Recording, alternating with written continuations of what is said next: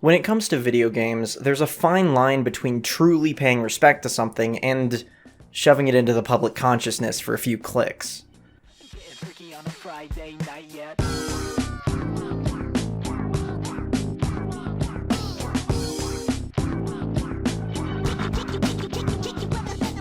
If you've somehow missed the huge waves it's made online, Friday Night Funkin' is a simple 4-key rhythm game with an adorable animation style, bangin' soundtrack, and an undeniable sense of charm that's only heightened by its numerous references to internet culture and its own Newgrounds origins.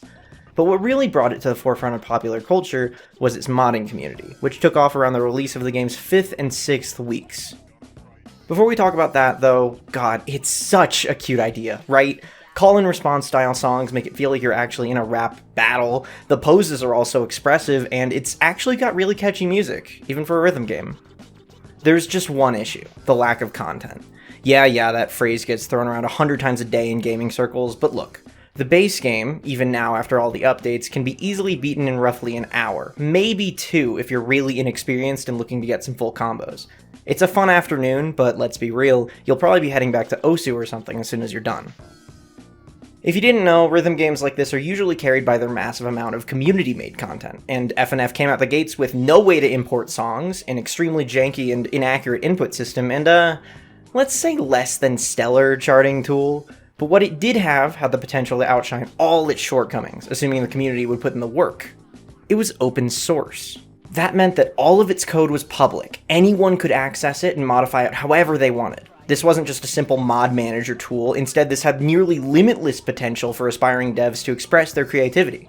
All that needed to happen now was one example, one showcase of what could be done with an open source game like this, and the story would break. A flood of mods would storm the internet, a tidal wave of ideas and opportunities. That one example we needed ended up being Versus Whitty, possibly the sole reason as to why the game grew as big as it did. The mod, downloadable as a fully re-uploaded executable of the game. Yes, I know that's not how mods usually work, but you can go check out this video if you want to know more, it's actually really interesting. Anyways, the mod tidied up the input system to make it more responsive, it added a new week instead of just overwriting one of the already existing weeks, it added custom dialogue, it added cutscenes, somehow. I mean, it wasn't all good, of course. The questionable charting started the modding community in a hole that it had to dig itself out of over the next couple of months, but that's not what we're talking about today. The point is that this was a wake-up call to any aspiring game developers, not just within the FNF community, but everywhere. This game is built in such a way that it's inviting you to mod it. And not only that, but the Whitty mod showed the entire internet that the mods could actually surpass the game's original limits. The possibilities were endless.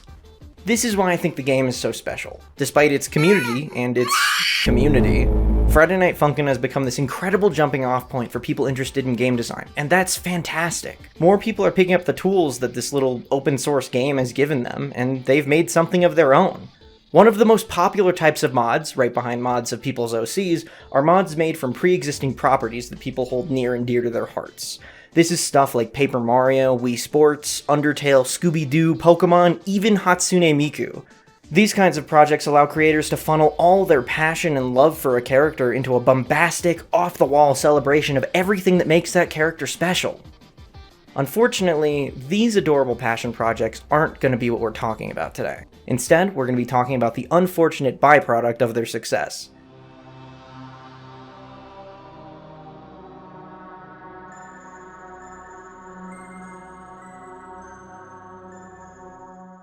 FNF's modding scene, much like any internet community that gets abruptly thrust into the public eye, began to be seen as this avenue to getting internet famous.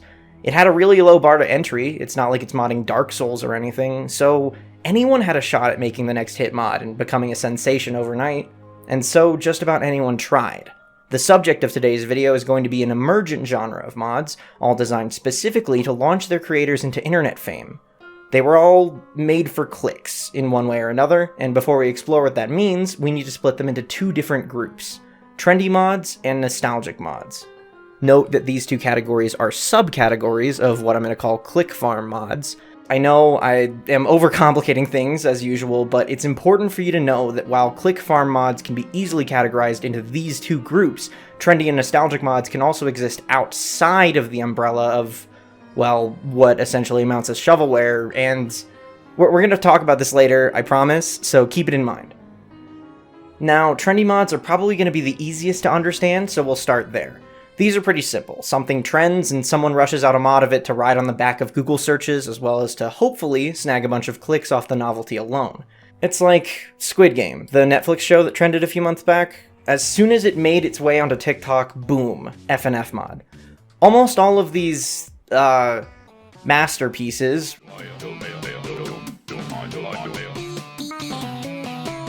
weren't made with the intention of actually honoring the material that they'd attached themselves to. No, instead they were meant to ride the wave of interest and maybe, just maybe, snag the creator a little bit of clout. Now, this scheme rarely worked as well as the creators hoped, but the ideal was still there. That's why we've seen a bunch of Pibby mods after the Learning with Pibby teaser hit the public consciousness.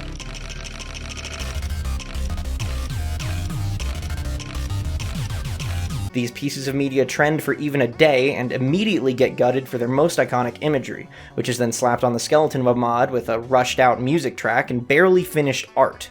This lack of polish makes it plain to see that the creators often don't actually care one bit about the source material. But like, that's the internet. You're always going to have parasites that latch onto anything they can reach just for a chance at getting a moment in the spotlight, and if I'm being honest, a lot of these mods never get any attention whatsoever, so they're not that big of a deal. They're being made in a rushed, desperate attempt to capitalize on a trend. They don't have time to include gameplay innovations, custom menus, an interesting art style, or anything else that would actually help a mod stand out. Yeah, it's a little disheartening to see how many people immediately jump on any FNF adjacent trend just for the clout, but if these pop-up teams don't actually care about what they're making, their mod isn't going to go anywhere.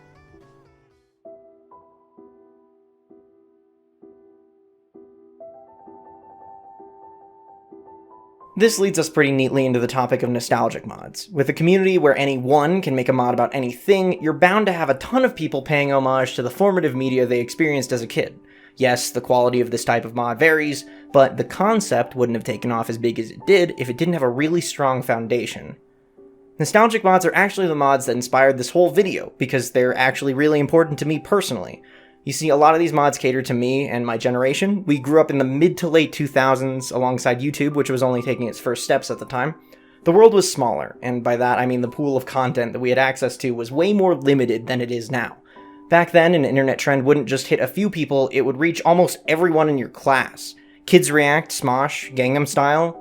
But out of these common memories, the most pertinent to today's discussion is, of course, creepypasta. These bite-sized, or sometimes a little bit larger, scary stories have always been described as the internet's urban legends. They were passed around by word of mouth by an entire generation of kids, myself included, because fear spreads faster than anything else. I actually met people all the way in high school who were still afraid of the iconic Jeff the Killer picture. Actually, I think people are still trying to track down the original unedited image all the way up to today. Anyways, these stories went viral in the truest sense of the word, not just hitting it big from some algorithm, but actually spreading from person to person. So, to bring us back on topic, of course today's almost adults started adapting these monsters into game form. I mean, many of them had seen their own craze of fan games years back, like we all remember Slender Man, right? Everything from Ouija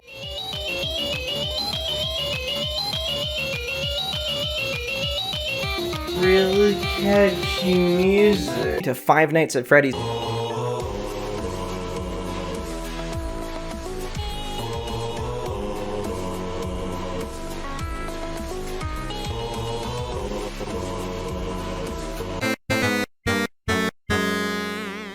Everything from Ouija to Five Nights at Freddy's ended up being turned into a Friday Night Funkin' mod, and there's so many of these, and they vary so much in quality, intention, and execution, that there's no way I can make any kind of overarching statement about the genre as a whole without misrepresenting a massive amount of mods. Instead, we're going to be examining a case study, a singular mod that exemplifies everything it means to truly be nostalgia bait.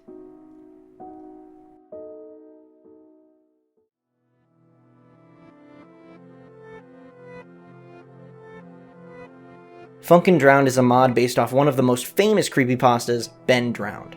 This one was a favorite of mine growing up, and ended up becoming an online sensation because it was actually one of the first stories to include high-quality fake video evidence. So high quality, in fact, that it tricked a ton of kids into thinking it was real back in the day. It's a haunted game story about a copy of The Legend of Zelda Majora's Mask that contains the ghost of a kid named Ben, who Drowned. It's also about an uncanny teleporting statue, artificial intelligence, a computer virus, a cult. It even has a still-running ARG, but it is most definitely not about a gross goo monster. Ben, as a character and an antagonist, has always been represented by the Elegy of Emptiness statue. I actually never unlocked this in Majora's Mask, so I can't tell you all that much about it in Zelda lore, but in the Ben Drowned story, it chases the player on multiple occasions by teleporting to Link's position, and stands out as one of the scarier aspects of the story's accompanying videos. Honestly, one of the most impressive things about Ben Drowned's execution is that the gameplay videos build atmosphere so masterfully that even an unedited model from the original game can trigger a fight-or-flight response and feel like a real threat. They don't need to make the statue scary. Every time it shows up, it creates a palpable sense of dread, despite being completely inanimate. Why, then, does Funkin Drowned decide to depict the statue like this? What is this? It's unrecognizable. It almost looks like some of the corruption AU art that we've seen around the community. Why did the creator do this? Well, on Twitter they said that the statue looks like this because it's fun. Okay, great, but if you wanted to make a mod about a gross goo monster, then why is it attached to Ben Drowned? Of course, the answer is that the name draws a lot of eyes. The worst thing about it is that honestly, the mod's not bad. It's really good, actually. The music is on par with anything else the community puts out, the art is polished and clean, and it has this really cool sequence where everything's underwater. I want to like this mod. I honestly do. But the obvious lack of respect for the source material just brings it down so much. It uses the story as set dressing. Its characters are only there as surface-level callbacks to things people might recognize. Hell, in the story, Ben doesn't even just drown, he's drowned by a cult. That's in the ARG, very explicitly, so what is this supposed to be? Is it just because the word drowned is in the title of the story? Funkin Drowned doesn't care about the Ben Drowned creepypasta. It plays like someone googled famous creepypastas, saw Ben Drowned, read a quarter of the story, and watched the first video, and then directed a mod about it. It feels like no one heading the project even read the story, and definitely didn't even know that there was an ARG after it. The Elegy of Emptiness statue is butchered, there's a horribly uninformed attempt at fan service, it's like the director had an idea for a corruption mod, and they knew the idea sucked, so they shelved it. Then they make a desperate play for clout by leeching off the fame of one of the internet's most famous stories, but they have no ideas on how to adapt it since they probably never read it, so they just recycle those scrapped corruption ideas and make an incoherent mess of a mod that only exists to trick people like me into downloading it. People who grew up with the story, with the ARG, with its community, people who care about this content so much and hate to see it disrespected and warped into whatever this is supposed to be. But it blows up anyway, because kids who've never been on creepypasta.com once in their lives think it's fun. Is it unreasonable to expect people to do their research before adapting a story, especially one that they have no connection to and clearly don't care about? Just make a mod about some stupid goo monster. Don't tie it to a beloved old story. Have some integrity. Please. There are so many blatantly disrespectful nostalgia bait mods like this, and even more trendy mods being pushed out every time something happens on Twitter. You want to know why this community is so unhealthy? I mean, aside from the groomers and the hordes of children breaking every site's TOS age, and the stupid drama that pops up every week, the actual backbone of the community, as in the modders who really put their heart and soul into their projects, have to carry the weight of wannabe internet celebrities who only make mods to get clicks. I see so many posts about how mods don't get traction unless they're breaking new ground with new mechanics and flashy visuals or whatever, but is that a bad thing? I think projects that make an active attempt to push the limits of FNF modding should be rewarded. That's what game design's all about, after all. Imagine a modder who's not innovating, not making any attempt to push the medium forward, just doing the same 3-song week that's been done thousands of times at this point. Now imagine them getting mad and taking personal offense that their mod didn't blow up and make them into a celebrity. Is that appropriate? Is it right? No. Because without passion, and without a pure, honest drive to create just for the sake of it, then you're just making something for clicks, and everyone can tell. You know, this community's work has shown time and time again that it doesn't matter how skilled you are. Someone will always be better. But if you make something with heart, if you make something just because you care about making it, then no matter who, or even how many people it reaches, it'll impact each one of them more than some half-assed nostalgia bait mod ever could. Honestly, I don't want this video to be negative anymore. I think I've made my point, so run it back, roll the title card, take it from the top, because I want to talk about how Friday Night Funkin's passion projects can be the most powerful.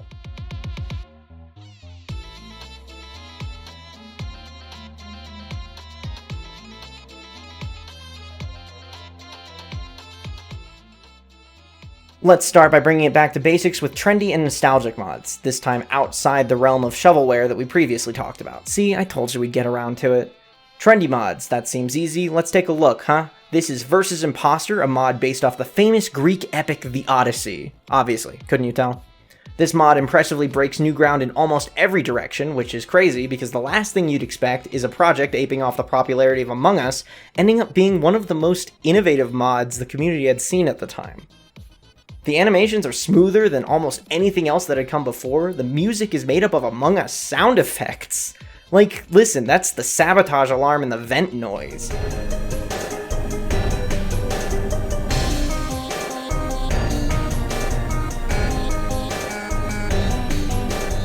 This is how you show respect for a property, even if that property is a trendy space game.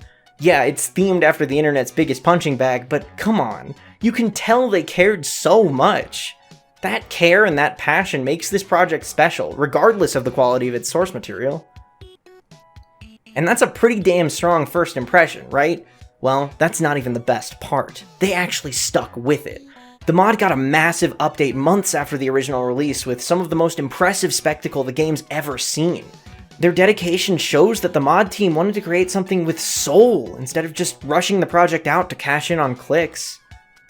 Versus Impostor shows the potential that a lot of these projects have when the devs care about their work. The mod didn't need a bunch of new mechanics, it just set out to be the best Among Us mod it could be, and in the pursuit of that goal, it ended up pushing the modding scene forward and became the perfect homage not only to 2020's best quarantine game, but also to the community around it, with nods to jokes, memes, and of course, the music.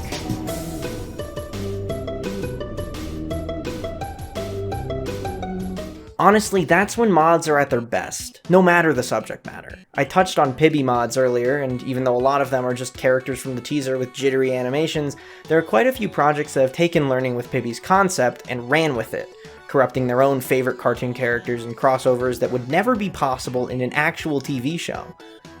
Again, we're seeing a mod break free of the limits of the trending imagery of its source material, and instead going the extra mile to expand on that concept in the way that only a game can.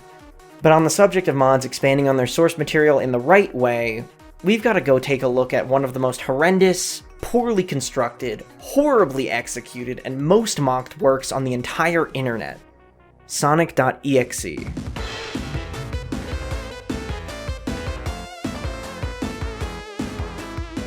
Our examination of this story and its subsequent Funkin mod is going to parallel our earlier examination of Funkin Drowned, and for good reason. I grew up with both these stories. But while Funkin Drowned started a wave of haunted game creepypastas and went down in legend as one of the most well-put-together stories the internet had ever seen, Sonic.exe was so bad that it got removed from creepypasta.com because the mods thought the creator was trolling. It is no joke one of, if not the most poorly written story that's ever reached this level of popularity. I mean, we're talking about a story that changes tenses every other sentence and reads like a middle schooler's first creative writing project. What did you expect? But you probably already know that already. I mean, the thing's been published for a decade now. It sucks. Everyone knows it sucks. The story sucks, the fan game sucks, the stolen art sucks, the fake YouTuber reactions suck. But you know what doesn't suck? Versus Sonic.exe. You see, this shitty story that got laughed out of every site it was posted on actually did something incredible that I've neglected to mention thus far. Somehow, some way, it started a fandom. I caught hints of this in the years after I read the story. I'd be listening to a Mr. Creepypasta video while playing Halo 4, and all of a sudden it'd be 30 minutes later, and I'd be hearing about how every video game character is trapped in an EXE world beyond the realm of our reality. It was cute, honestly. At that point, I'd figured out the original story was trash, I'd tried the fan games made in Game Maker, and it was kind of this fond memory of a formative piece of media that helped get me into creepypasta and horror itself in the first place. But that glimpse I got of the community was nothing compared to what was really going on behind the curtain. There were entire sequels, fan-made and official, more fan games that were actually good, new characters, new canons, and this mod, which we're finally going to talk about, pays tribute to all of it. Like, I don't know what a Lord X is, nor do I want to find out, but damn, this game makes every corner of this sprawling, one-of-a-kind fandom seem special and worth remembering. Of course, there's the obvious stuff, like the main content based on the original story's events. It's done about as well as you can expect, with just a dash of body horror to keep things fresh. But then it gets weird. You stumble across songs with fan characters you've probably never heard of. They're fully fleshed out as if they're as established as a... God? I guess? That's stupid. It becomes increasingly clear that this mod is a tribute to the fandom's works since the original story's release. Cool. I haven't looked into all that stuff myself, but, you know, the mod's got that soul we talked about earlier, and even I can see that. But, no. There's the sound test from Sonic's CD. No way.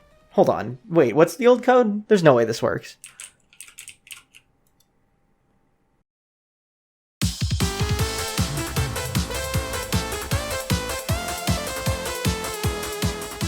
That is a tribute to the Sonic CD sound test Easter egg, where you'd enter in the values 12 and 25 to access a secret screen filled with creepy drawings of Sonic, with an oddly ominous message from one of the developers, nicknamed Majin. This has nothing to do with Sonic.exe. It even originates from a game entirely separate to the one the original story is set in. So, why is it here? It's because this isn't just a mod for some creepypasta from a decade ago. No, it's more than that. This mod is a holistic tribute to Sonic's entire history with disturbing content. The series' most famous creepypasta? Of course! The actual game's scariest Easter egg? That's here too. The Tails doll, a completely separate Sonic creepypasta? That's here. Even the shitposts making fun of Sonic.exe are represented. See, Vs. Impostor expanded on its trendy source material by respectfully pulling in aspects and ideas from all over the community in a neat little package. Versus Sonic.exe does the same thing, but with an entire generation's favorite creepy Sonic content. If you read Sonic.exe, chances are you read the incredibly similar Tails doll creepypasta too, and you'll probably be thrilled to hear its main theme, Can You Feel the Sunshine, scoring the iconic doll's song set against a backdrop based on the Sonic R concept art used in the story. And after all that, it'd be almost impossible to miss Creepy Gaming's video on the Sonic CD sound test Easter egg, and later you'd see the parody games based off the original fan game. You get the picture. Funkin Drowned made me feel angry that something I grew up with, something I cared about, was being used in someone's desperate bid for internet fame. The Sonic.exe mod, though, that made me feel seen. I feel like there was someone on the mod team who saw the same videos as me, who grew up with the same stories and remembered them just as fondly as I do, regardless of their quality. That's a special feeling, and it's a really rare one too, which makes it even more amazing that the Funkin community pulled it off twice.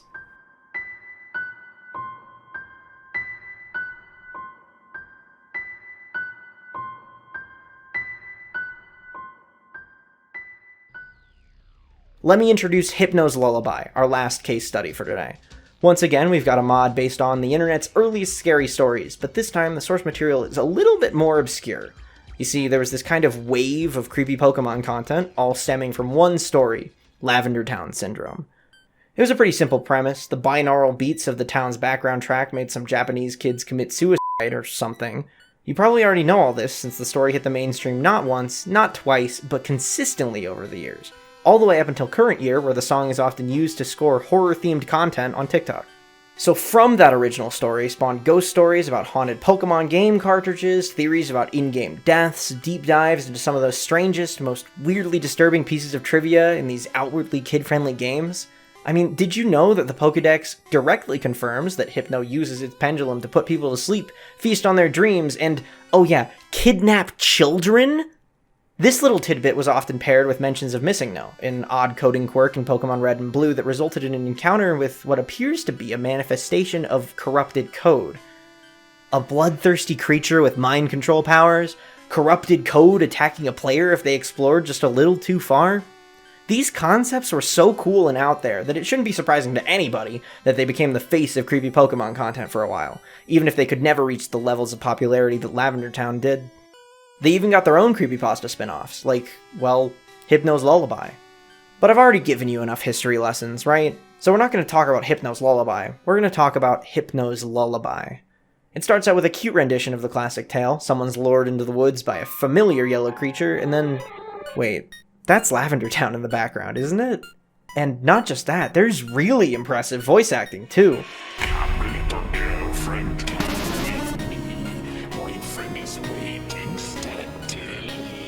And a new mechanic with the pendulum? You know, I'm not actually that big of a Pokemon guy. I never got into any of the games or really dove into the lore at all, but trust me when I say that even though I have almost no connection to the source material, the sheer amount of polish and care that this mod has, right off the bat, kept me more engaged than any other mod we've talked about today.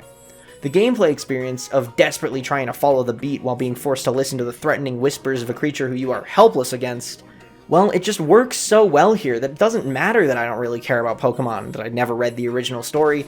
This mod is so good that it can stand on its own, independent from FNF, and independent from Pokemon, even. Sonic.exe succeeded despite the failures of its origin, but Hypno's Lullaby is lucky enough to not have to make up for a decade of ridicule. It takes the chance to make something special and goes all out. New mechanics, perfect presentation, tasteful incorporation of a different story even, and that's just the first song. Trust me, as soon as you're able to beat one song, no matter how you felt when you started, you'll be hooked and on board with the mod. Then, it throws this at you. We're way past the source material now, and the Lullaby team decided to use that freedom to pull off some incredible body horror, while also throwing in the steepest difficulty curve I've ever seen in this game. I honestly didn't beat this second song because, yeah, no way. For the rest of the mod, there's a tribute to a Pokemon creepypasta called Lost Silver, which I haven't read, so I won't even attempt to examine how tasteful of an adaptation this is, but it comes with a brand new mechanic, translating Pokemon unknowns into plain text. Again, I can't do this, but damn, another fully fleshed out and incredibly creative gameplay twist? Wow! And finally, the thing that cemented Lullaby as one of my all-time favorites, the secret song, which shouldn't surprise you at this point. It's Missing No. Why? What does Missing No have to do with anything the mods paid tribute to so far? Well, it's just like Majin. Lullaby ends up being a cute, incredibly well done tribute to Pokemon's entire creepy history on the internet, and that's just perfect for me. I'm not even a Pokemon fan and I love it, because just like Sonic.exe, it makes me feel seen. That's the double-edged sword when it comes to these nostalgic mods. You either go way under the bar of quality and end up making a horribly disrespectful, obviously exploitative nostalgia bait mod, or you make an incredible celebration that can bring people together and finally give them the chance to feel proud of themselves, their history, and just who they are. I'm speaking really personally now, as someone who was too old for Madness Combat or Ed's World when they came out. I felt really underrepresented in this community for so long, and there was that creeping feeling that it really wasn't for me.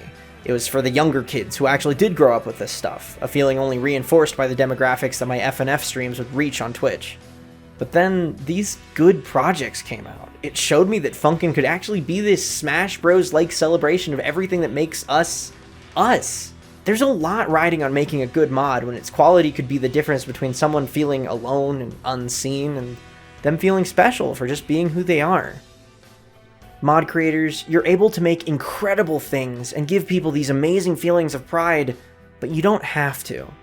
I know that sounds weird, but we've spent most of this video examining mods rooted in nostalgia, headed by creators who don't actually care about the source material. They made these mods not to honor some media that they grew up with, but instead to try to cash in on its popularity for clicks. Making the perfect nostalgic showcase requires a level of respect and connection to the source material that not everyone has. So, not everyone should try. Mod makers, don't get in your own head about clicks. Make the mod you want to make, whether it's for one of your OCs, a niche little indie game, or maybe even a show you grew up with. If you care, then your project will affect people as deeply as these mods affected me, and that's worth more than any amount of downloads. Now, before I let you all go, there's an elephant in the room. During the production of this video, some stuff went down with the Sonic.exe mod that I've talked so much about today. If you want to know more, you can do your own research or look up any clickbaity drama channel, but I want to say this. Groomers have no place in this community or any other. Good riddance, and for the rest of the EXE team, I wish you guys the best in whatever you do next with the project. You know I'll be there day one. Anyways, it's time to promote all my socials. They're all in the description, so you can go click them if you want. I stream on Twitch 3 to 6 times a week. I tweet constantly. I post streaming tips on TikTok, but if you check out any of those links, check out the Discord.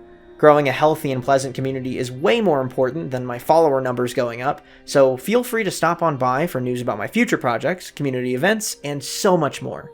As always, take care of yourselves, friends, and have a fantastic day.